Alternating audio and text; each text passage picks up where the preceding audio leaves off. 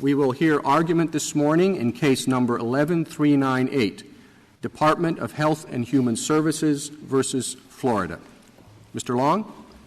Mr. Chief Justice, and may it please the Court, the Anti-Injunction Act imposes a pay-first, litigate-later rule that is central to federal tax assessment and collection. The Act applies to essentially every tax penalty in the Internal Revenue Code. There is no reason to think that Congress made a special exception for the penalty imposed by Section 5000A. On the contrary, there are three reasons to conclude that the Anti-Injunction Act applies here. First, Congress directed that the Section 5000A penalty shall be assessed and collected in the same manner as taxes. Second, Congress provided that penalties are included in taxes for assessment purposes. And third, the Section 5000A penalty bears the key indicia of a tax. Congress directed that the Section 5000A penalty shall be assessed and collected in the same manner as taxes.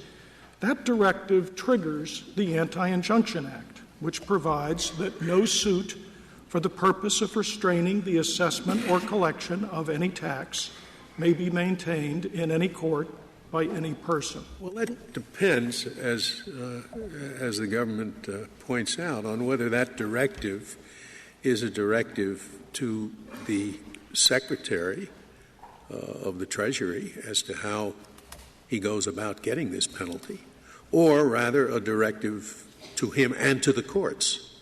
All of the other directives there seem to me to be addressed to the Secretary. Why should this one be directed to the courts? When you say in the same manner, he goes about doing it in the same manner. But the courts simply accept that manner of proceeding, but nonetheless adjudicate the cases. Well, I think I have a three-part answer to that, Justice Scalia. First, the text does not say that the Secretary shall assess and collect taxes in the same manner. It just says that it shall be assessed in the same manner as a tax without addressing any party particularly. Well, he's assessing and collecting it in the same manner as a tax. Well, the assessment, the other two parts of the answer are, as a practical matter, I don't think there's any dispute in this case that if the Anti-Injunction Act does not apply, this penalty, the Section 5000A penalty, will, as a practical matter, be assessed and collected in a very different manner from other taxes and other tax penalties. There are three main differences. First, when the Anti-Injunction Act applies, you have to pay the tax or the penalty first and then litigate later to get it back with interest. Second, you have to exhaust administrative remedies. Even after you pay the tax, you can't immediately go to court. You have to go to the Secretary and give the Secretary at least 6 months to see if the matter can be resolved administratively.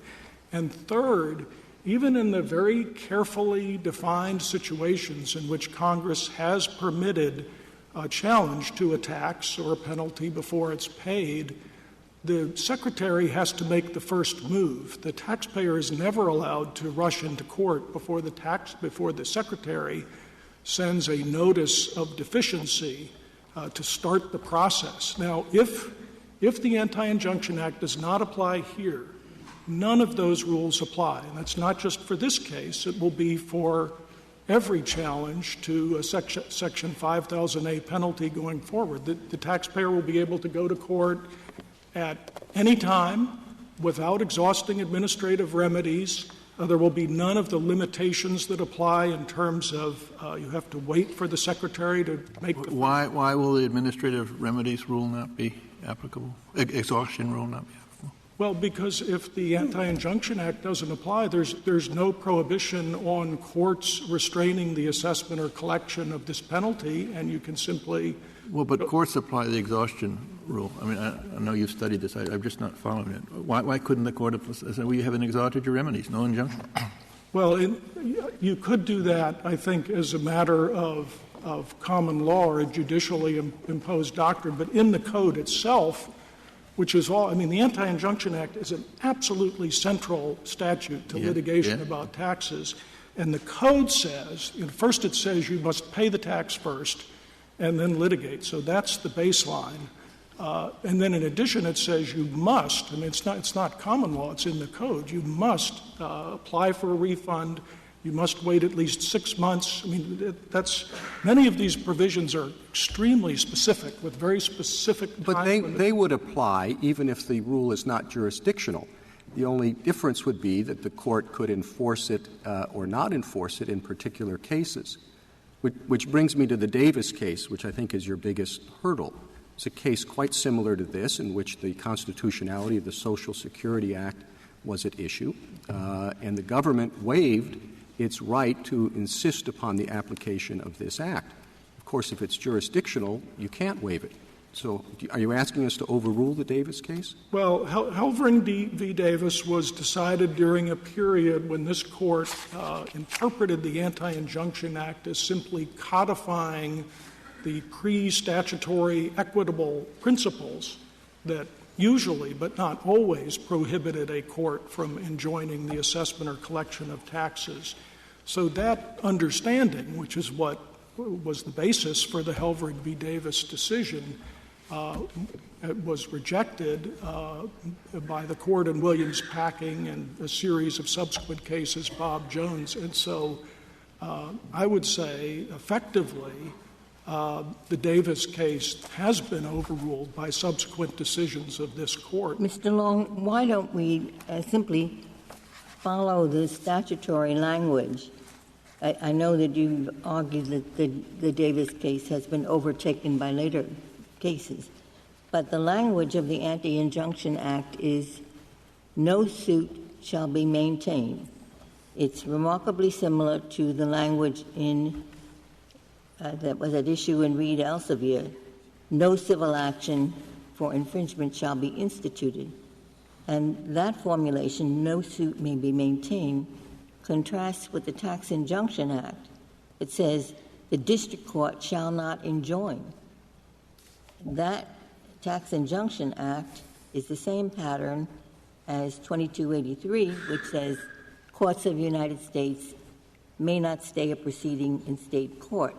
So both of those formulas, the TIA and the no injunction against proceedings in state court, are directed to court. The Anti-Injunction Act, like the statute at issue in Reed Elsevier, says no suit shall be maintained, and it has been argued that that is suitor-directed in contrast to court-directed. Right. Well, I mean, this court has said several times that the Tax Injunction Act was based on the Anti-Injunction Act. You're quite right. The language is different, but we submit that the Anti-Injunction Act itself, by saying that no suit shall be maintained, is addressed to courts as well as litigants. I mean, after all, a case cannot go from beginning to end without the active cooperation of the court. But how is that different from no civil action for infringement shall be instituted, maintained and instituted? Anything turn on that? Well, perhaps a party could initiate an action without the active cooperation of the court, but to maintain it from beginning to end, again, requires the court's cooperation. And even if the court were inclined to say as an initial matter, if this statute were coming before us for the first time today, given all of your recent decisions on jurisdiction, that you might be inclined to say this is not a jurisdictional statute. A lot of water has gone over the dam here. The court has said multiple times that this is a jurisdictional statute.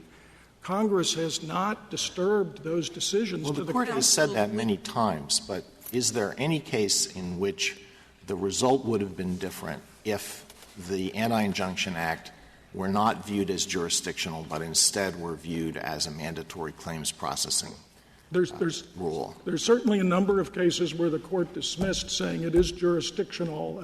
As I read the cases, I don't think any of them would necessarily have come out differently, because I don't think we had a case where the argument was, well, the government has waived this, so, even if it's not jurisdictional. Well, the clearest way of distinguishing between a jurisdictional provision and a mandatory claims processing rule is whether it can be waived and whether the court feels that it has an obligation to raise the issue sua sponte. Now, if there are a lot of cases that call it jurisdictional, but none of them would have come out differently if the Anti-Injunction Act were simply a mandatory claims processing rule, you have that on one side. And on the other side, you have Davis, where the court accepted a waiver by the Solicitor General, the Sunshine Anthracite coal case, where there also was a waiver. And there's the Williams Packing case, which is somewhat hard to understand as viewing the Anti-Injunction Act as a jurisdictional provision. The court said that there could be a suit if there's no way the government could win and the plaintiff would suffer irreparable harm. Now, doesn't that sound like an equitable exception to the Anti-Injunction Act? No, I think the best interpretation of the court's cases is that it was interpreting a jurisdictional statute, and indeed in Williams Packing, the court said it was a jurisdictional statute. But again, even if you had doubt about simply the cases, there's more than that, because Congress has not only not disturbed this court's decision stating that the statute is jurisdictional, they've passed numerous amendments to this Anti-Injunction Act. Well, it seems you can't separate those 2 points. The idea that Congress has acquiesced in what we have said only helps you if what we have said is fairly consistent. And you yourself point out in the brief that we've kind of gone back and forth in whether this is a jurisdictional provision or not. So even if Congress acquiesced in it, I'm not sure what they acquiesced in. Well, what you have said, Mr. Chief Justice, has been absolutely consistent for 50 years since the Williams Packing case. The period of inconsistency was after the first 50 years, since the statute was enacted in 1867. And there was a period, as I said, when the court was allowing extraordinary circumstances exceptions and equitable exceptions, but then very quickly it cut back on that. And since Williams Packing, you've been utterly consistent. Well, even since Williams Packing, there was South Carolina v. Regan, and that case can also be understood as a kind of equitable exception to the rule, which would be inconsistent with thinking that the rule is jurisdictional. Well, again, I think the best understanding of South Carolina v. Regan is not that it's an equitable exception, but it's the court interpreting a jurisdictional statute as it would interpret any statute in light of its purpose and deciding in that very special case it's a very narrow exception. Mr. Long, in Bowles, the court looked to the long history of appellate issues as being jurisdictional in its traditional sense, not as a claim processing rule, but as a pure jurisdiction rule, the power of the court to hear a case. From all the questions here, I count at least 4 cases in the court's history where the court has accepted a waiver by the Solicitor General and reached a tax issue. I have at least 3 cases, one of them just mentioned by Justice Kagan, where exceptions to that rule were read in. Given that history, regardless of how we've defined jurisdictional statutes versus claim processing statutes in recent times, isn't the fairer statement that Congress has accepted that in the extraordinary case we will hear the case? No, Justice Sotomayor, because in many of these amendments, which have come in the 70s, in the 90s, and the 2000s, the Congress has actually framed the limited exceptions to the Anti-Injunction Act in jurisdictional terms, and it's written many of the express exceptions by saying, notwithstanding Section 7421. But doesn't that just prove that it knows that the court will impose a claim processing rule in many circumstances, and so in those in which it specifically doesn't want the court to, it has to be clearer? Well, but Congress says, notwithstanding 7421, the court shall have jurisdiction to restrain the assessment and collection of tax. Could you go back to the question that Justice Alito asked? Assuming we find that this is not jurisdictional, What's the parade of horribles that you see occurring if we call this a mandatory claim processing rule? What kinds of cases do you imagine that courts will reach? Right. Well, first of all, I think you'd be saying that for the refund statute as well as for the Anti-Injunction Act, which has very similar wording. So if the Anti-Injunction Act is not jurisdictional, I think that's also going to apply to the refund statute, the statute that says you have to first ask for a refund and file, within certain time. So it would be both of those statutes, and we are dealing with taxes here. If people can that litigate. Wasn't my question. My question was, if we deem this a mandatory claim processing rule, right? What cases do you imagine courts will reach on what grounds, assuming the government does its job and comes in and raises the AIA as an immediate defense? Well, where can a court then reach the question despite? That would certainly be the first class of cases that occurs to me, where if the government does not raise it in a timely way, it could be waived. I would think plaintiffs would see if there was some clever way they could get a suit going that wouldn't immediately be apparent that it assumes the lack of competency of the government, which I don't, but what other types of cases? Mr. Long, I don't think you're going to come up with any, but I think your response is you could say that about any jurisdictional rule. If it's not jurisdictional, what's going to happen is you're going to have an intelligent federal court deciding whether you're going to make an exception. And there will be no parade of horribles because all federal courts are intelligent.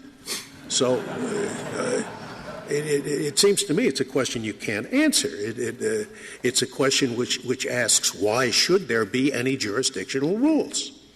And you think there should be. And Justice Scalia, honestly, I can't predict what would happen, but I would say that not all people who litigate about federal taxes are necessarily rational, and I think there would be a great... I just don't want you to lose the second half of your argument, and we've spent all the time so far on jurisdiction, and I accept pretty much, I'm probably leaning in your favor on jurisdiction, but where I see the problem is in the second part, because the second part says restraining the assessment or collection of any tax. Now here, Congress has nowhere used the word tax. What it says is penalty. Moreover, this is not in the Internal Revenue Code, but for purposes of collection. And so why is this a tax? And I know you point to certain sentences that talk about taxes within the code. Right. And this is not attached to a tax.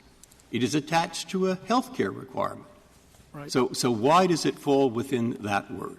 Well, the first point is our initial submission is you don't have to determine that this is a tax in order to find that the Anti-Injunction Act applies, because Congress very specifically said that it shall be assessed and collected in the same manner as a tax, even if it's a tax penalty and not a tax. So that's one argument. That doesn't mean the AIA applies.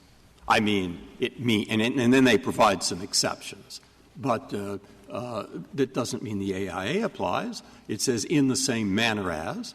It is then attached to Chapter 68 when it references that as being the manner of. Well, that it's being applied, or if it's being collected in the same manner as a tax, doesn't automatically make it a tax, particularly since the reasons for the AIA are to prevent interference with revenue sources. And here, an advance attack on this does not interfere with the collection of revenues. You've read the arguments, as have I. But I'd like to know what you say succinctly in response to those arguments. Specifically on the argument that it is actually a tax, even setting aside the point that it should be assessed and collected in the same manner as a tax.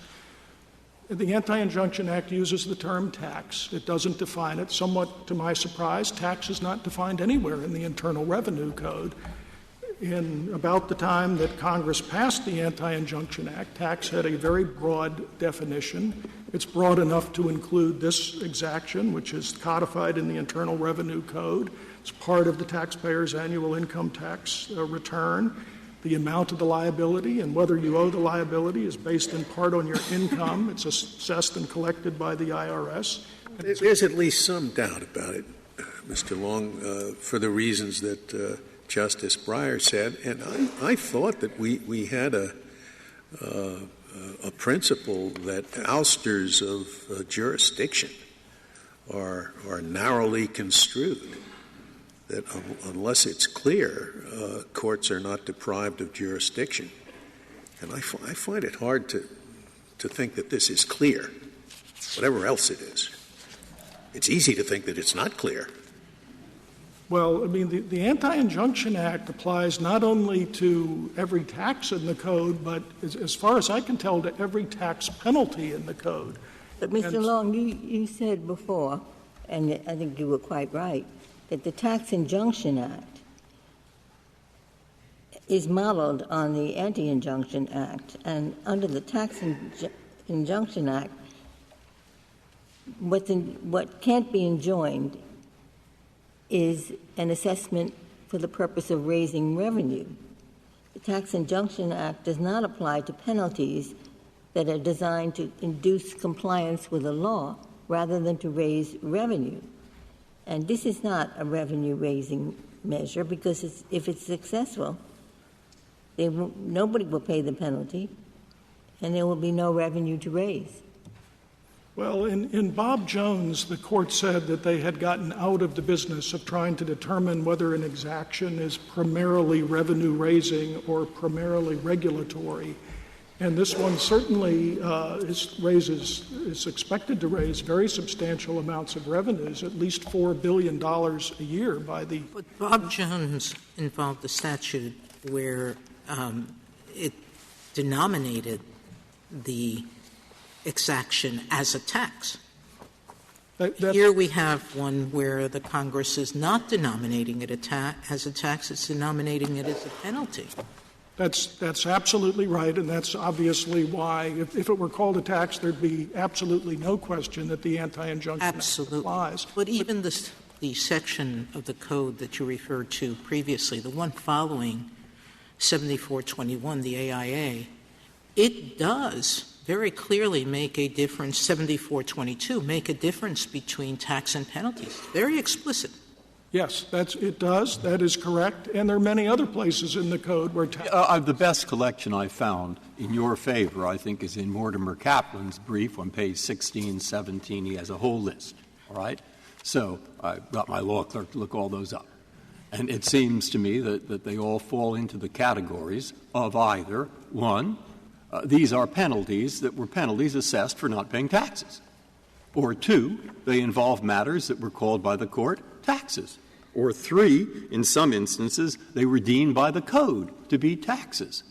Now, what we have here is something that's in a different statute that doesn't use the word tax once, except for a collection device, and in fact, in addition, the underlying AIA reason, which is to say to the Solicitor General, we don't care what you think. We in Congress don't want you in court where the revenue of a state, Tax Injunction Act, or the revenue of the federal government is at stake.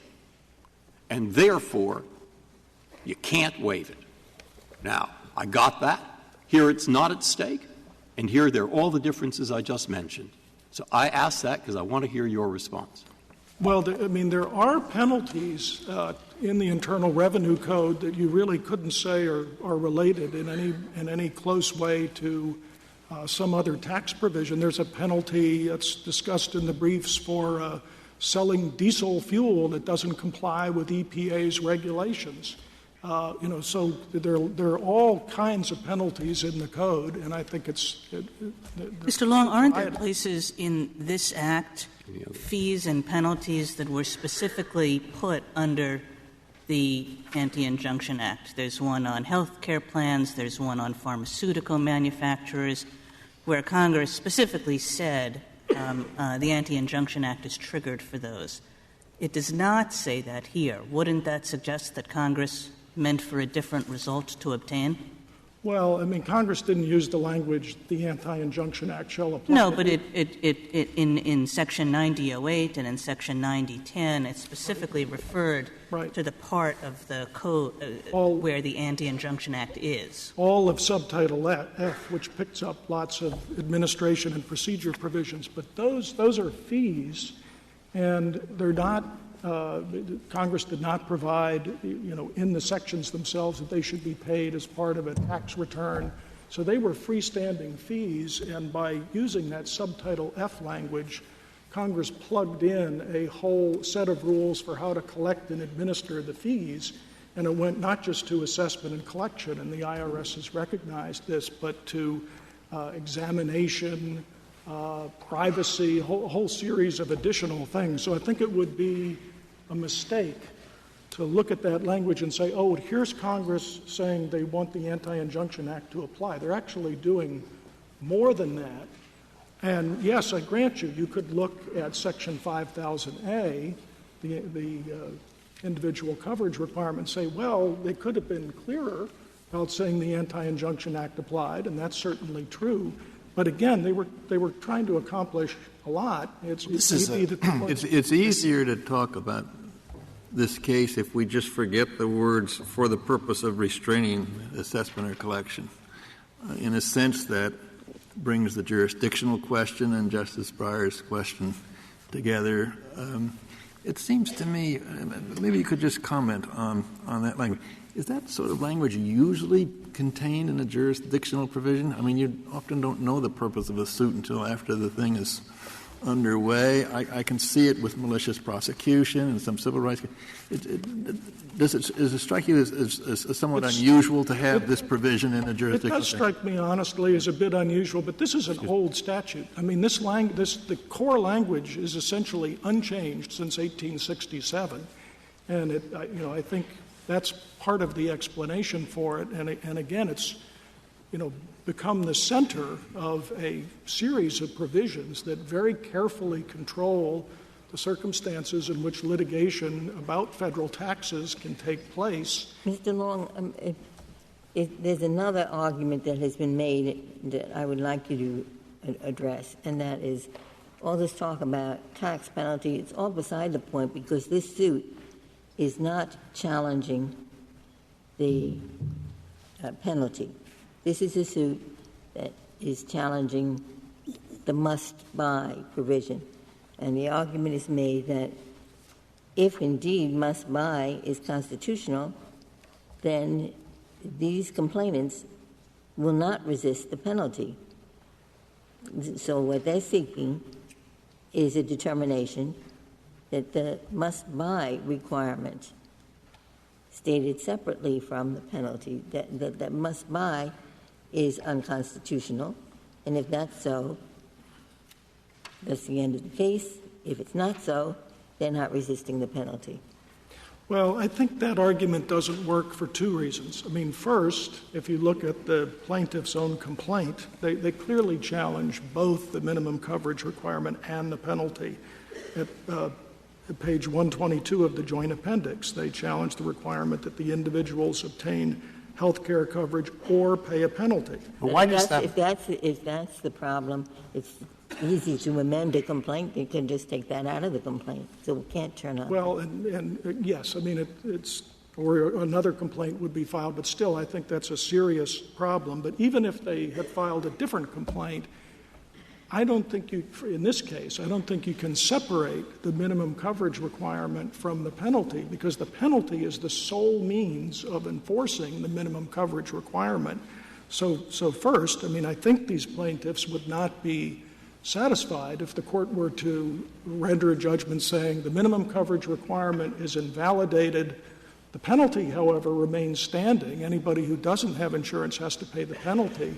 Then they'd have to pay a penalty equal to the cost of insurance, and they wouldn't even have insurance. So I don't think that would be. Well, they say they want to obey the law, and they say that your argument puts them in the position of having to disobey the law in order to obtain review of their claim. What is your answer to that? Well, I mean, first of all, I can't find that in the record, in their declarations. I don't see a statement that they will, never incur a penalty under any circumstances. But even if that were so, what this Court has said in Americans United is the Anti-Injunction Act bars any suit not just to enjoin the collection of your own taxes, but to enjoin the collection of anyone's taxes.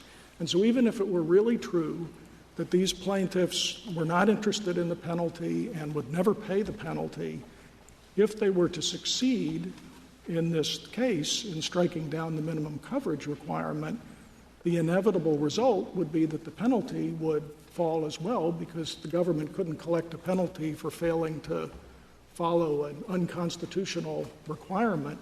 And so it would still be barred because it would be a suit that would prevent the collection of some. Well, that may take us back to Justice Kennedy's question about the for the purpose of language.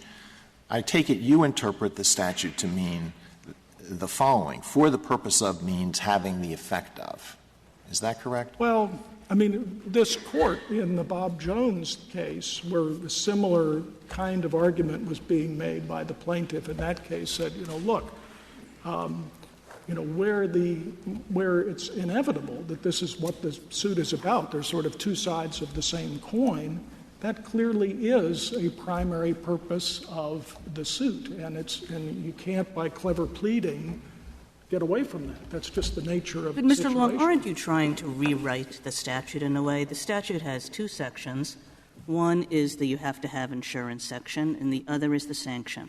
The statute has two different sets of exceptions corresponding to those two different sections.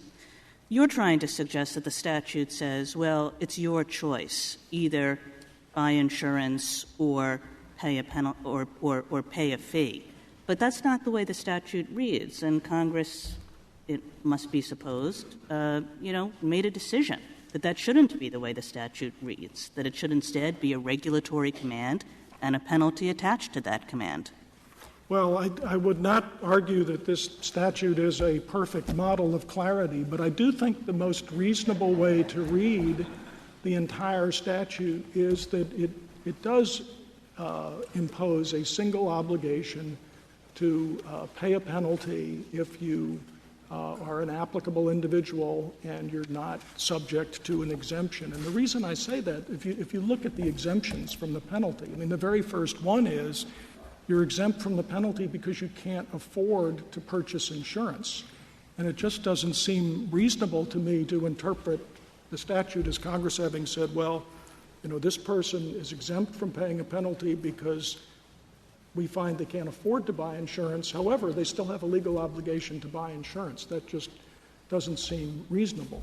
So I do think, although I certainly wouldn't argue it's clear, that that's the best way to understand the statute as a whole. But again, I would say, that's not essential to the question we're discussing now of whether the Anti-Injunction Act applies. Again, I think. Could you tell me why you think the Solicitor General's reading creates a problem?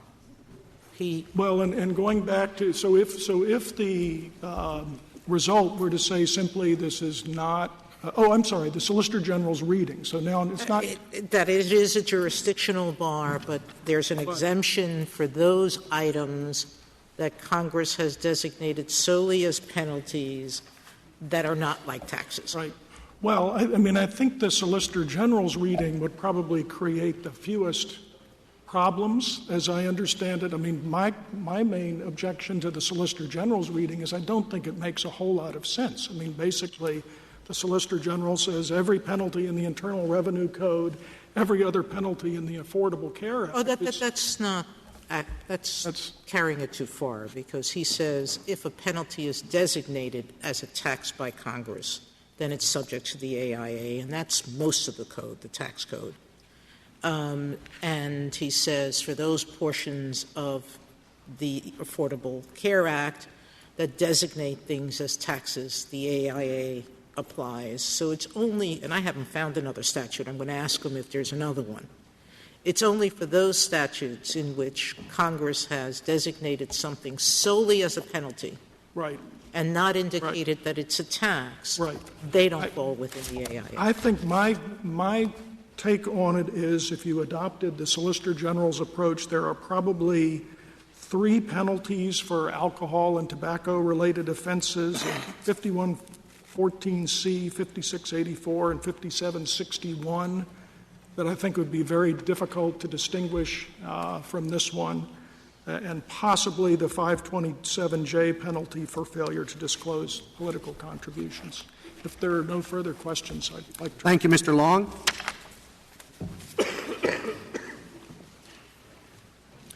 General Verrilli. Mr. Chief Justice, and may it please the Court, this case presents issues of great moment, and the Anti-Injunction Act does not bar the Court's consideration of those issues. That is so even though the Anti-Injunction Act is a jurisdictional limit that serves what this Court described in Clintwood-Elkhorn as an exceedingly strong interest in protecting the financial stability of the federal government, and even though the minimum coverage provision of the Affordable Care Act is an exercise of Congress's taxing power as well as its commerce power. Congress has authority under the taxing power to enact a measure not labeled as a tax, and it did so when it put Section 5000A into the Internal Revenue Code. But for purposes of the Anti-Injunction Act, the precise language Congress used is determinative, and there is no language in the Anti-Injunction Act no language in Section 5000A of the Affordable Care Act or in the Internal Revenue Code generally that provides a textual instruction. Well, General Verrilli, today you're arguing that the penalty is not a tax. Tomorrow you're going to be back and you'll be arguing that the penalty is a tax. Has the Court ever held that something that is a tax for purposes of the taxing power under the Constitution is not a tax under the Anti-Injunction Act? No, Justice Alito, but the Court has held in the licensed tax cases that something can be a constitutional exercise of the taxing power, whether or not it is called a tax. And that's because the nature of the inquiry that we will conduct tomorrow is different from the nature of the inquiry that we will conduct today. Tomorrow, the question is whether Congress has the authority under the taxing power to enact it, and the form of words doesn't have a dispositive effect on that analysis. Today, we're construing statutory text where the precise choice of words does have a dispositive effect on the analysis. Well, General, you also have the Bailey child labor tax cases, because there the Court said that the tax, which was a prohibitory tax alone, was a tax subject to the AIA, and then said it was beyond the Court's taxing power in a separate case, correct? Yes, I do think, Justice Sotomayor, that with respect to one of the arguments that my friend from the NFIB has made in the brief, that Bailey against George is a significant problem, because I think their argument on the constitutionality under the taxing power is essentially that the Affordable Care Act provision is the same thing as the provision that was held unconstitutional in Bailey against Drexel Furniture. But on the same day as Bailey against Drexel Furniture, the Court issued Bailey against George, which held that the Anti-Injunction Act did bar a challenge to that provision, even though the Court had concluded that it was invalid under the tax power. So, I think the reason for that is clear now after Williams-Packing and Bob Jones, in that in order to find that the Anti-Injunction Act doesn't apply to something that otherwise would be a tax that triggers it, you have to conclude essentially that there's no substantial argument that can be made in defense of it as a tax. We don't have that here, so I don't think you can get around the Anti-Injunction Act if the Court were to read it as the amicus suggests it should be read on that theory. Mr. Verrilli, a basic question about your argument. If you're right about the second part, that is, for purposes of the statute, the anti-injunction statute, this penalty does not constitute a tax, then does the Court need to decide whether the Anti-Injunction Act in other cases where it does involve a tax is jurisdictional? No. I apologize if I'm creating any confusion about that, Justice Ginsburg. We think by far the better route here is to understand the statute as we have proposed that it be construed as not applying here. From the perspective of the United States, and if I could, I'd like to take a minute on this, the idea that the Anti-Injunction Act would be construed as not being a jurisdictional provision is very troubling, and we don't think it's correct. And I would, if I could, follow up on a question, Justice Ginsburg, that you asked Mr. Long in terms of the language of the Anti-Injunction Act 7421A, which can be found at page 16A of the appendix to our brief. I'd ask the Court to compare that to the language of the very next provision in the Code, which is on the next page of our statutory appendix, 17A, which is the refund statute, which we've talked about a little bit so far this morning, 7422A. The refund statute this Court held in Dolm was jurisdictional, and the Court in both Dolm and Brokamp held that the statute of limitations that applies to refund statute cases is jurisdictional. The language in 7422A is virtually identical to the language in 7421. That is correct, although in the refund context you have the sovereign immunity problem in which we presume that has not been waived. Right, but 7421 you're 7422 the language were the same, and originally they were the same statutory provision. They were only separated out later. So I do think that's the strongest textual indication, Justice Ginsburg, that 7421A is jurisdictional. The question that I asked you is, if you're right that this penalty is not covered by Section 7421, if you're right about that, why should we deal with the jurisdictional question at all? Because this statute, correct the way you read it, doesn't involve a tax that's subject to the Anti-Injunction Act. Yes, that is exactly our position.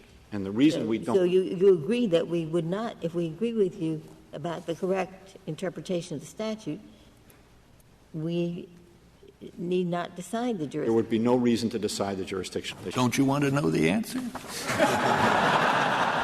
Justice Kennedy, I think we all want to know the answer to a lot of things in this case. But I do think that the prudent course here is to construe the statute in the manner that we read it. Well, but you indicated there was a discussion earlier about why does the government really care? They have competent attorneys, et cetera.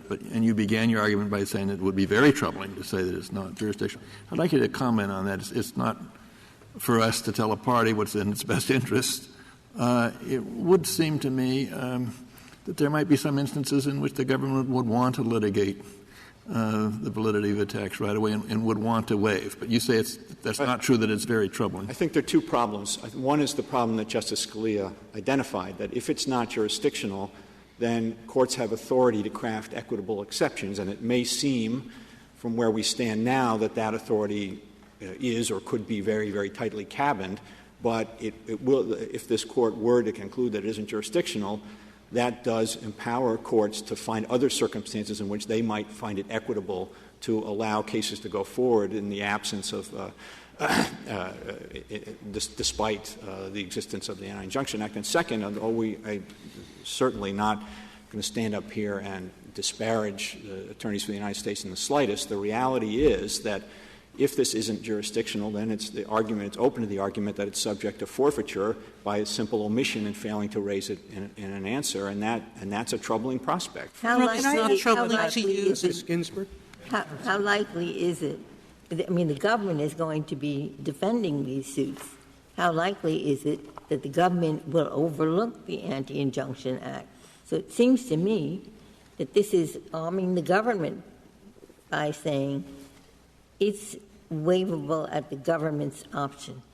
That is not our assessment of the institutional interests of the United States, Justice Ginsburg, and we do think that the right way to go in this case is to read the statute as not applying to the minimum coverage provision of the Affordable Care Act. It was the calculation of the interests of the United States that your predecessor made in the Davis case. There, the Solicitor General exercised authority that we sanctioned to waive the Anti-Injunction Act. And, of course, that couldn't be done if it were jurisdictional. That's true, Mr. Chief Justice. Several points about that, though. We do agree with Mr. Long's analysis that Davis occurred during a time in which, under the Standard Nut case, the Court had interpreted the Anti-Injunction Act as doing no more than codifying the traditional equitable principles, which allowed courts discretion to conclude that in certain circumstances a case could go forward. Williams Packing repudiated that analysis, and Bob Jones against Simon, again, repudiated that analysis and said, no, we're no longer abiding by that. It is true that the Davis case has not formally been overruled, but we do think it's fundamentally inconsistent with the Court's understanding. Davis was the case that where a shareholder sues the corporation. Yes. And the remedy is that the corporation shouldn't pay the money to the tax authority. Now, it's a little technical, but that isn't actually an injunction against the tax authority collecting. They're not restraining the collection of the tax. They're saying to the taxpayer, don't pay it. Yes. And I don't know how far that gets you. Well, in fairness, Justice Breyer, the United States did intervene in the Davis case and was a party, and so not as far as I'd like, I guess, is the answer. Don't do it again, because I think that goes too far. I don't think that's restraining the collection of the tax. It's restraining the payment of the tax. Well, but you don't want to let that bone go, right? Our view here is that it is jurisdictional. Because it's jurisdictional, as this Court understands jurisdiction now, it's not waivable, and therefore we don't think that that part of the Davis decision is good law. General, can I ask you about Reed Elsevier? Justice Ginsburg suggested that the language was very similar in Reed Elsevier as it is here, but there are even further similarities. Reed Elsevier pointed out that the provision in question wasn't in Title 28. Here, too, it's not in Title 28. In Reed Elsevier, it was pointed out that the provision there had numerous exceptions to it. Here, too, there are numerous exceptions that we find that have been created by the courts over the years. In Reed Elsevier, the question was essentially one about timing. Come to court after you file your registration. Here, too, the question is one about timing. Come to court after you pay your taxes. So Reed Elsevier seems in multiple respects on all fours with this case. Why is that wrong? I don't think so, Justice Kagan. First, we think — I guess I'm repeating myself and I apologize — but we think the closest analog is the very next provision in the United States Code, 7422A, which this Court has held as jurisdictional and is phrased in exactly the same way as 7421A. In fact, as I said, they were the same provision back in the earlier days. That's the closest analog. This isn't and it's actually 7422 that's the statute that says do something first. But this statute is just a flat-out command that no suit shall be maintained to restrain. I take the point, but if you would comment on the similarities of Reed Elsevier to this case, how do you think it's different at all? Well, because I think the best answer to that is that there are no magic words, and that history and context matter, as the Court said in Henderson.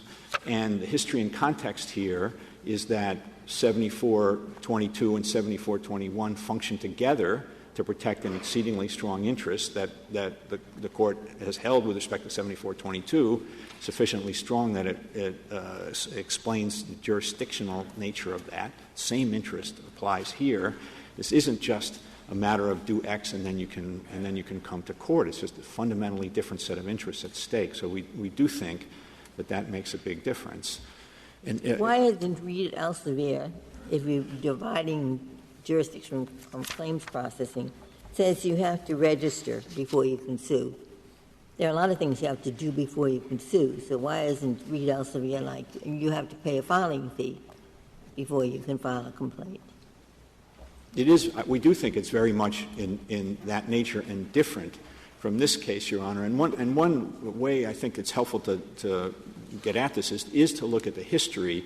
We've cited a string of Court of Appeals cases in a footnote in our opening brief, and over time it's been very consistent that the Courts of Appeals have treated the Anti-Injunction Act as a jurisdictional provision. Again, if the Court agrees with our statutory construction, we don't need to reach this issue, but they haven't. In fact, one of those cases, the Hansen case, the district court in that case had dismissed the complaint under Federal Rule of Civil Procedure 12b-6. The Court of Appeals vacated and sent it back with instructions to dismiss under 12b-1, which is the subject matter jurisdiction provision. So I do think that to the extent this issue is before the Court, it is jurisdictional, but it doesn't need to be before the Court because of the statutory construction argument. On your statutory construction argument, is there any other exaction imposed under the Internal Revenue Code that would not qualify as a tax for Anti-Injunction Act purposes, or is 5000A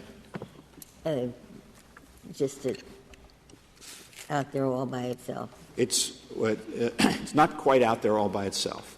There are other provisions that fall outside of subchapter B of Chapter 68 and therefore wouldn't be governed by the instruction in Section 6671A, which answers the question about the applicability of the Act for most penalties. The ones that we've identified, I may be overlapping a little bit with Mr. Long here. One is 26 U.S.C. 857, which poses certain penalties in connection with the administration of real estate investment trusts. There are provisions that Mr. Long identified in his brief, sections 6038A through C of the Code, which impose certain penalties with respect to reporting requirements for foreign corporations. We have, in addition, in footnote 22 at page 36 of our brief, identified three provisions that Mr. Long also identified about alcohol and tobacco. Now, could we address, General, the question of whether there are any collateral consequences for the failure to not buy health insurance? Is the only consequence the payment of the penalty? The private respondents argue that there are other collateral consequences, such as for people on probation who are disobeying the law. If they don't buy health insurance, they'd be disobeying the law and could be subject to having their supervised release revoked. Yes, that is not a correct reading of the statute, Justice Sotomayor. The only consequence that ensues is the tax penalty. And we have made a representation, and it was a carefully made representation in our brief, that it is the interpretation of the agencies charged with interpreting this statute, the Treasury Department and the Department of Health and Human Services, that there is no other consequence apart from the tax penalty. And I do think, if I could talk for a couple of minutes about the argument that was discussed as to whether this can be conceived of as a suit just challenging the requirement, which is entirely standalone based on inferences drawn from the exemptions, we really don't think that's right. And if I could spend a minute on it, I think it's important. The exemptions in Section 5000A, it is true that there are two categories of exemptions. There are exemptions to the penalty and exemptions to the subsection A requirement. But I think not only as a practical matter, but I think there's a textual indication that even as a legal matter, they both function as exceptions to the requirement.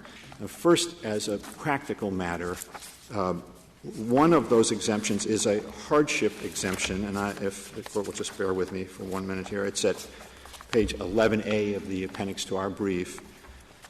It provides that a person can go to the Secretary of HHS and obtain a hardship exemption which would, as a formal matter here, excuse compliance with the penalty. It seems to me to make very little sense to say that someone who has gone to an official of the United States and obtained an exemption would nonetheless be in the position of being a lawbreaker. We think another way in which you can get to the same conclusion slightly differently is by considering the provision on the prior page 10A, which is 5000A sub 3, members of Indian tribes. Members of Indian tribes are exempt only from the penalty as a formal matter under the structure of the statute here. But the reason for that is because members of Indian tribes obtain their health care through the Indian Health Service, which is a clinic-based system that doesn't involve insurance at all. It's an entirely different system. They were taken out of this statute because they get their health care through a different system. And it doesn't make any sense to think that persons getting their health care through the Indian Health Service are violating the law because they're exempt only from the penalty, but still under a legal obligation to have insurance, when the whole point of this is that they're supposed to be a Is your whole clinic-based point system. that this was inartful drafting by Congress, that to the extent that there's an exemption under the penalty, it's an exemption from the legal obligation? I guess what I would say about it, Your Honor, is that the way in which this statute is drafted doesn't permit the inference that my friends from the NIB are trying to draw from it. And there is an additional textual indication of that, which one can find at page 13 of our reply brief. This is a provision. It's 42 U.S.C. A, section 18022E. This is a provision that provides for a certification that certain individuals can get, and it's just the paragraph starting with the words "other provisions" contains the quote, and it says, an individual with a certification that the individual is exempt from the requirement under Section 5000A by reason of Section 5000A(e)(1) of such code is entitled to a certificate that allows for enrollment in a particular program for this category of people. But you can see here Congress is saying is an exemption from under 5000A(e)(1, which is the exemption from the penalty and not the underlying requirement, is, as Congress says, an exemption from the requirement of Section 5000. So 5000A says directly an applicable individual shall ensure that the individual has the minimum essential coverage. And you're saying that it doesn't really mean that. That if you're not subject to the penalty, you're not under an obligation to maintain the minimum essential coverage. That's correct, and we think that's what Congress is saying, both in the provision I just pointed to, Your Honor, and by virtue of the way the exemptions work. I just think that's reading this in context, that is the stronger reading of the statute. Suppose it makes it easy for the government to drop the other shoe in the future, right? You've been under the law, subject to this mandate all along. You've been exempt from the penalty. So all they have to do is take away the penalty. I don't think so, Mr. Chief Justice. I don't think it makes it easy for the government in the future. We think this is the fairest reading of the statute, and you cannot infer from the fact that someone is exempt from the penalty that they're still under an obligation to have insurance. And that's just not the fairest reading of the statute. Could I understand? Go ahead. No, go ahead. The nature of the representation you made, that the only consequence is the penalty.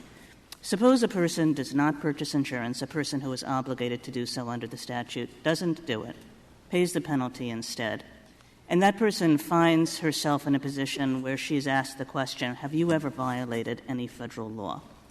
Would that person have violated a federal law? No. Our position is that that person should give the answer no. And that's because? That if they don't pay the tax, they violated a federal law. But as long as they've paid the penalty? If they've paid the tax, then they're in compliance with the law. Why do you keep saying tax? If they pay the tax penalty, they're in compliance with the law. Thank you, Justice Breyer. A penalty. Right. Suppose a person who has been receiving medical care in an emergency room, has no health insurance, but over the years goes to the emergency room when the person wants medical care, goes to the emergency room, and the hospital says, well, fine, you're eligible for Medicaid, enroll in Medicaid. And the person says, no, I don't want that. I want to continue to get care here from the emergency room. Will the hospital be able to point to the mandate and say, well, you're obligated to enroll? No, I don't think so, Justice Alito, for the same reason I just gave. I think that the answer in that situation is that that person, assuming that person, well, if that person is eligible for Medicaid, they may well not be in a situation where they're going to face any tax penalty.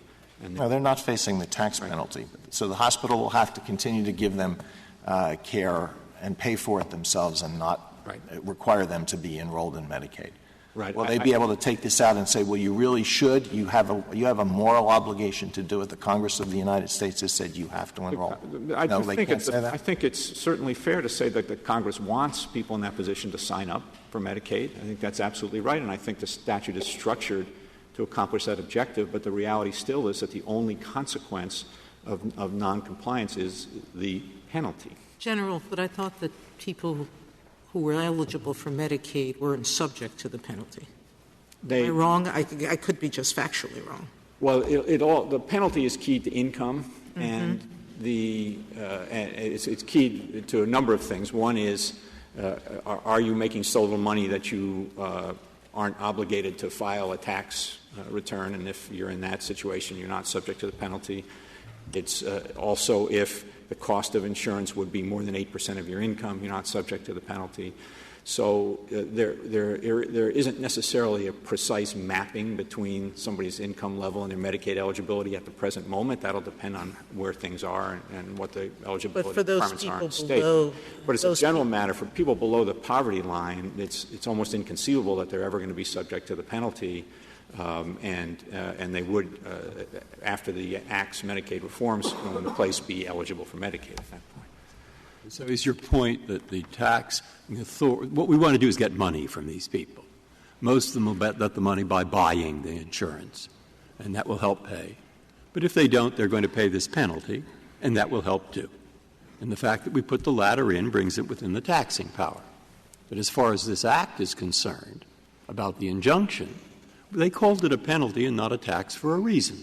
They wanted it to fall outside that. It's in a different chapter, et cetera. Is that the heart of what you're saying? That's the essence of it. They called it a penalty. They didn't give any other textual instruction in the Affordable Care Act or in the Internal Revenue Code that penalty should be treated as a tax for Anti-Injunction Act purposes. You agree with Mr. Long, isn't it? And I thought you just agreed with Justice Breyer that one of the purposes of the provision is to raise revenue.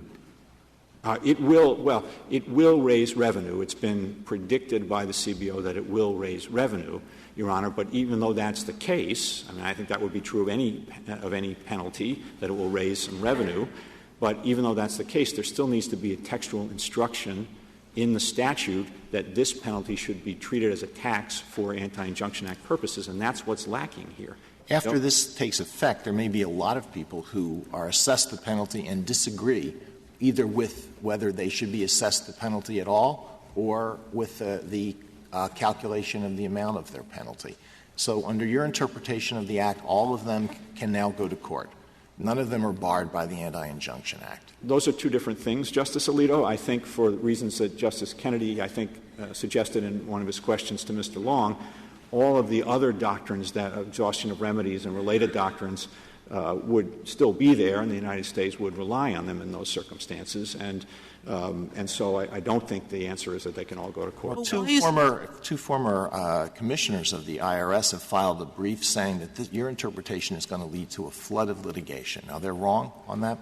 Yes, we don't. You know, we've taken this position after very careful consideration, and we've assessed the institutional interests of the United States, and we think we're in the right place. But tell me something. Why isn't this case subject to the same bars that you list in your brief? The tax court, at least so far, considers constitutional challenges to statutes. So why isn't this case subject to a dismissal for failure to exhaust? We don't, because the exhaustion would go to the individual amount owed, we think, and that's a different situation from this case. If the Court has no further questions. Thank you, General. Thank you.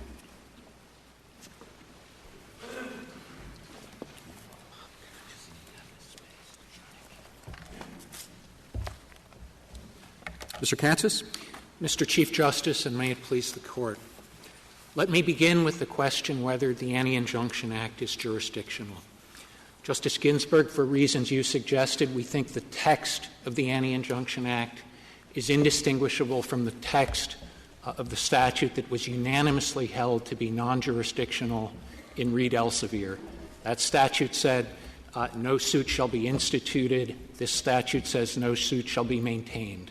No Says material maintained, and this says immediately, Reed Elsevier statute says immediately after instituted, unless a copyright is registered.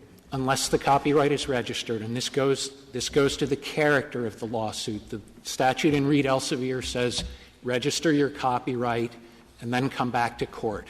So why isn't that like a filing fee? Before you can maintain a suit for copyright infringement, you have to register your copyright.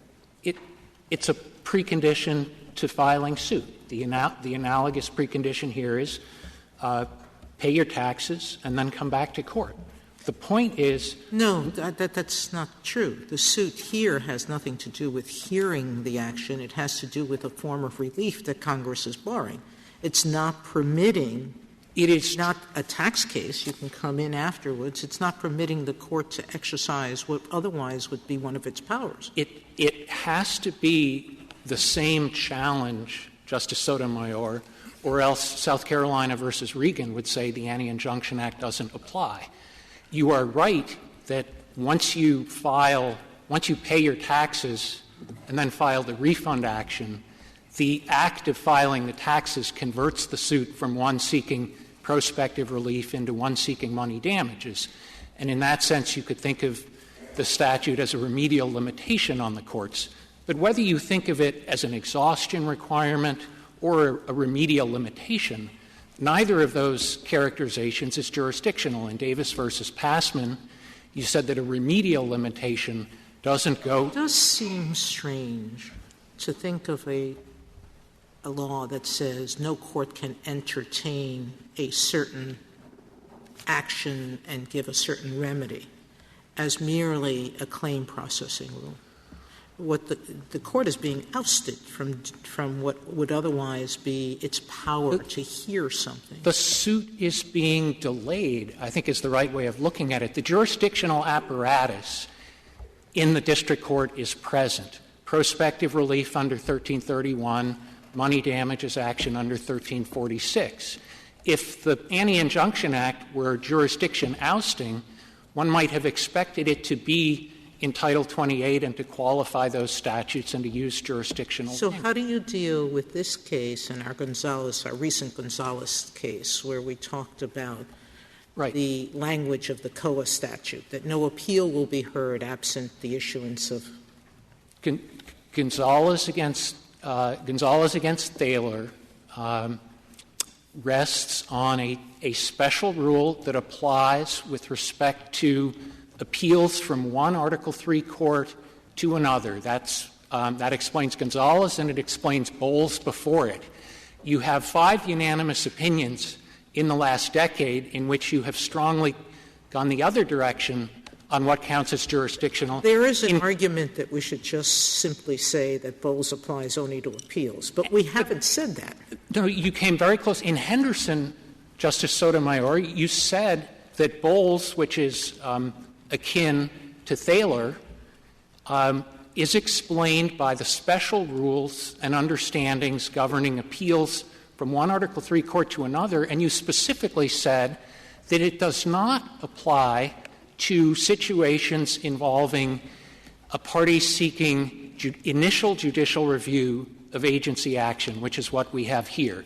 So while you're right, the text in Bowles and Thaler are not terribly different. Those cases are explained by that principle. Under Henderson, it doesn't apply to this case. The text in this case speaks to the suit, the cause of action of the litigant. It doesn't speak to the jurisdiction or power of the court. The Anti-Injunction Act is placed in a section of the tax code governing procedure. It's not placed in — Counsel, all of that in particular — You did rely on that in Reed Elsevier as one consideration. And we haven't relied on it in other cases. And another consideration in Reed Elsevier that cuts in our favor is the presence of exceptions. You said 3 in Reed Elsevier cut against jurisdictional characterization. Here there are 11. Many of which themselves speak in very clear jurisdictional language. Well, some of them have no jurisdictional language at all, and not a single one of them uses the word jurisdiction to describe the ability of the court to restrain the assessment and collection of taxes, which is what one would have expected. Basically, the difference, language is relevant. There are a lot of relevant things. But one thing that's relevant in my mind is that taxes are, for better or for worse, the life's blood of government. Mm-hmm. And so what Congress is trying to do is to say there's a procedure here you go through. You can get your money back, or you go through the tax court, but don't do this in advance for the reason that we don't want 500 federal judges substituting their idea of what is a proper equitable defense, of when there shouldn't be an exception made about for the basic rule, no. Okay? And so there is strong reason that is there. You try to apply that reason to the copyright law, you can't find it. Registration with the copyright register is not the life's blood of anything. Copyright exists regardless. So the reasoning isn't there. The language, I see the similarity of language. I've got that. But it's the reasoning, the sort of underlying reason for not wanting a waiver here that is has a significant role in my mind of finding that it is jurisdictional, plus the fact we've said it nonstop since that Northrop or whatever that other case is. Yeah. Justice Breyer, as to reasoning, you give an argument. You give an argument why, as a policy matter, it might make sense to have a non-jurisdictional statute. But, of course, this Court's recent cases time and again say Congress has to clearly rank the statute as non-jurisdictional in its text and structure. It seems to me a general appeal to statutory policies doesn't speak with sufficient clarity. That's fine. I just asked the question in case you wanted to answer the policy. As to policy, I think Helvering against Davis is the refutation of this view. It is true that in most cases the government doesn't want and Congress doesn't want people coming into court.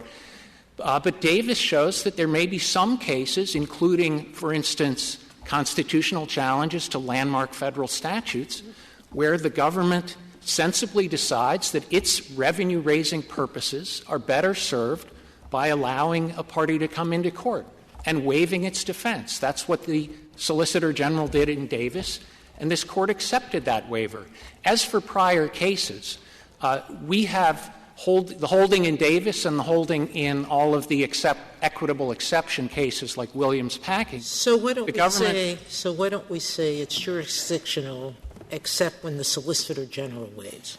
You have used. Why would that not promote Congress's policy of ensuring, or Congress explicitly says? It's jurisdictional except when the Solicitor General waives it? Yes. It's a contradiction in terms. I don't disagree. It is a contradiction in terms. All of your cases analyze the situation as if a statute is jurisdictional, then it's not subject to waiver. If you were to construe this as such a one-off unique statute, it seems to me we would still win because the Solicitor General, with full knowledge of the Anti-Injunction Act argument available to him, affirmatively gave it up. This is not just a forfeiture where a government lawyer is, through inadvertence, fails to raise an argument. This is a case where the government — They raised it and then they made it below. They know what it is, and not only are they not pursuing it here, they're affirmatively pursuing an argument on the other side. Mr. Katsas, is your basic position that when we're talking about the jurisdiction of the district courts, a statute has to say it's jurisdictional to be jurisdictional? I wouldn't go quite that far. I think at a minimum it has to either say that or at least be directed to the courts, which is a formulation you've used in your cases and which is the formulation that Congress used in the Tax Injunction Act but did not use in this statute. Well, I suppose one could try to make a distinction between this case and Reed Elsevier by focusing on the difference between instituting something and maintaining something, and suggesting that instituting is more what a litigant does and maintaining, as opposed to dismissing, is more what a judge does. I don't think so, Justice Kagan, because we have an adversarial system, not an inquisitorial one. The parties maintain their lawsuits, I think, is the more natural way of thinking of it. If I could turn to the merits question on the AIA before my time runs out. The purpose of this lawsuit is to challenge a federal requirement to buy health insurance. That requirement itself is not a tax, and for that reason alone, we think the Anti-Injunction Act doesn't apply. What the amicus effectively seeks to do is extend the Anti-Injunction Act not just to taxes, which is how the statute is written, but to freestanding non-tax legal duties. And as Justice the whole point of the suit is to prevent the collection of penalties. Of taxes, Mr. Chief Justice. Well, prevent the collection of taxes, but the idea that the mandate is something separate from whether you want to call it a penalty or a tax just doesn't seem to make much sense.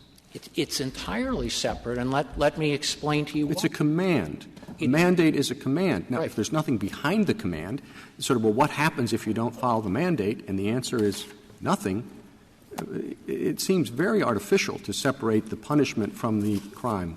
Well, I'm not sure the answer is nothing, but even assuming it were nothing, it seems to me there's a difference between what the law requires and what enforcement consequences happen to you. This statute was very deliberately written to separate mandate from penalty in several different ways. They are put in separate sections. The mandate is described as a legal requirement no fewer than 20 times, 3 times in the operative text and 17 times in the findings. It's imposed through use of a mandatory verb shall. The requirement is very well defined in the statute, so it can't be sloughed off as a general exhortation, and it's backed up by a penalty. Congress then separated out mandate exceptions from penalty exceptions. It defined one category of people not subject to the mandate. One would think those are the category of people as to whom Congress is saying you need not follow this law. It then defined a separate category of people not subject to the penalty, but subject to the mandate. I don't know what that could mean other than — Well, why would you have a requirement that is completely toothless? Buy insurance or else what? Or else nothing. Because Congress reasonably could think that at least some people will follow the law precisely because it is the law. And let me give you an example of one category of person that might be. The very poor who are exempt from the penalty but subject to the mandate. Mr. Long says this must be a mandate exemption because it would be wholly harsh and unreasonable for Congress to expect people who are very poor to comply with a requirement to obtain health insurance when they have no means of doing so. That gets things exactly backwards. The very poor are the people Congress would be most concerned about with respect to the mandate, to the extent one of the justifications for the mandate is to prevent emergency room cost shifting when people receive uncompensated care.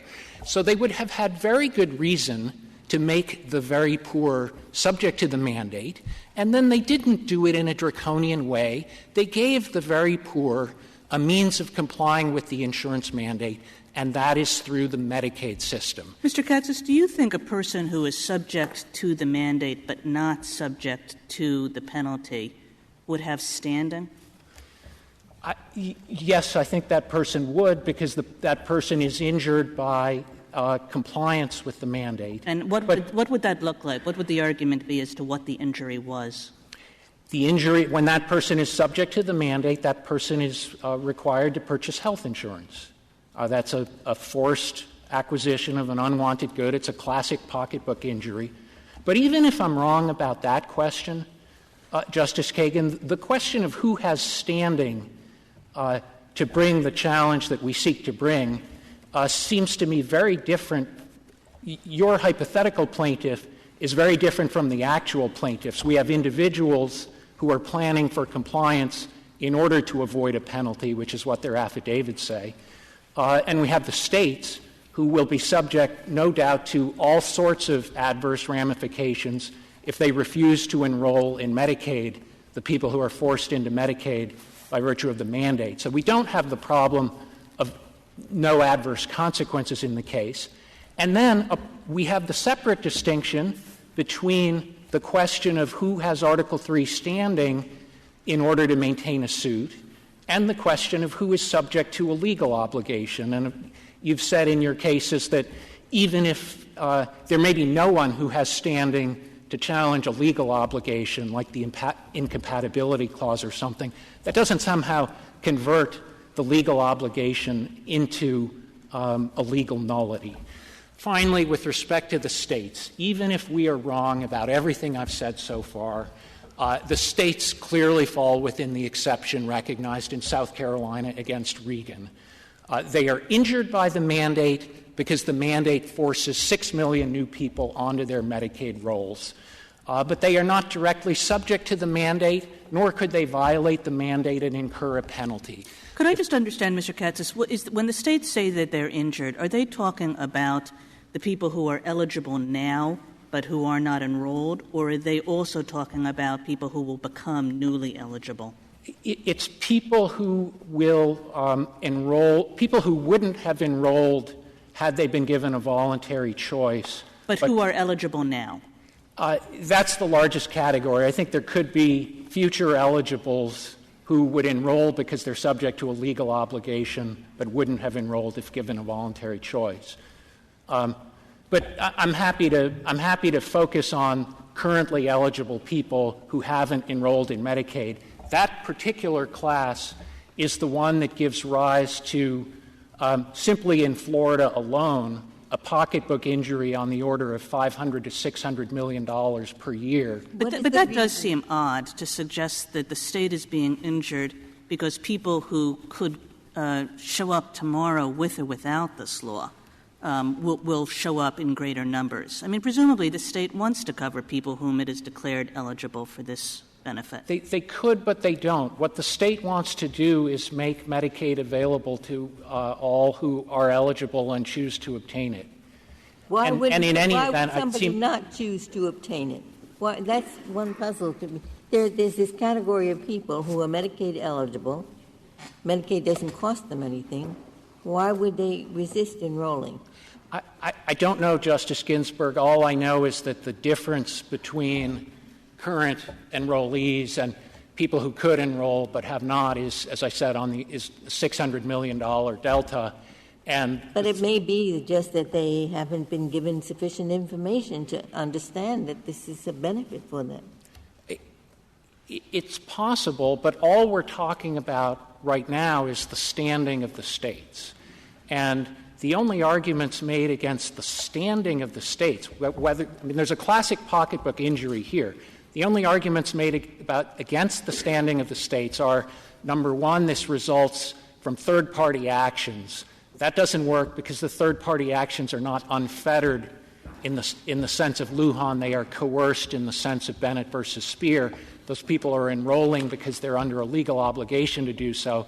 The second argument made against the state's standing is that the states somehow forfeit their ability to challenge the constitutionality of a provision of federal law because they voluntarily choose to participate. I'm a little bit confused, and this is what I'm confused about. There's a challenge to the individual mandate. Yes. All right. What is the fact that the state is challenging Medicaid? How does it give the state standing to challenge an obligation that is not imposed on the state in any way? The principal theory for state standing is that states are challenging the mandate because the mandate injures them when people are forced to enroll in Medicaid. Now, it is true they are not directly subject to the mandate, but that's what I'm. Okay, let me try it this way. May I finish the thought? In South Carolina versus Regan, the state was not subject to the tax at issue. The state was harmed as the issuer of the bonds, and the bondholders were the ones subject to the tax. So The state is injured not because it is the direct object of the federal tax, but because of its relationship to the regulated party as issuer bondholder. Thank you, Mr. Katsas. Thank you, Mr. Chief. Mr. Long, you have 5 minutes remaining.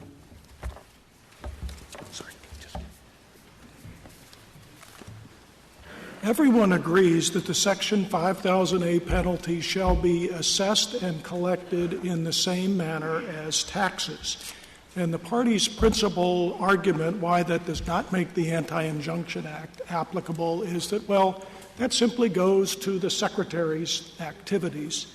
And I would simply ask, if you look at Chapters 63 and 64 of the Internal Revenue Code, which are the chapters on assessment and collection, they are not just addressed to the Secretary. There are many provisions in there that are addressed to courts and indeed talk about this interaction, the very limited situations in which courts are permitted to restrain the assessment and collection of taxes. There was a statement made that there aren't, and many of the exceptions to the Anti-Injunction Act are in the assessment and collection provisions.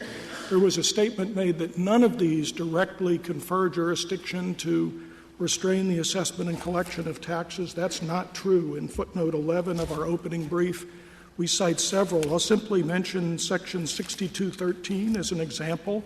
That says, I quote, "Notwithstanding the provisions of Section 7421A, the making of such assessment or the beginning of such proceeding or levy during the time such prohibition is in force may be enjoined by a proceeding in the proper court, including the tax court. The tax court shall have no jurisdiction to enjoin any action or proceeding or order any refund under this subsection unless a timely petition for redetermination of the deficiency has been filed, and then only in respect of the deficiency that is the subject of such petition." And all that's going to really what I think Congress's intent was meant to be in sticking the collection thing into Chapter 68. And it's certainly an argument in your favor. The overarching thing in my mind is that it's up to Congress within leeway. And they did not use that word tax. And they did have a couple of exceptions. And it is true that all this language that you quote, in the first two sentences and so forth, it talks about the use of tax in the IRC. It talks about the penalties and liabilities provided by this subchapter. And we look over here, and it's a penalty and liability provided by a different law which says collect it through the subchapter, and it has nothing to do with the IRC. So we've got it in a separate place. We can see pretty clearly what they're trying to do. They couldn't really care very much about interfering with collecting this one. That's all the statutory argument. Now, you followed me. You see what I'm trying to get you to focus on that kind of argument that I've just made. I think I'm following you, but the fact that it's not in the particular subchapter for assessable penalties, in my view, makes no difference because they said it's still clearly it's assessed and collected in the same manner as a penalty in that subchapter, and those penalties are collected in the same manner as taxes. And so that's, I think, it's rather detailed, but I think it's a rather clear indication that the Anti-Injunction Act applies.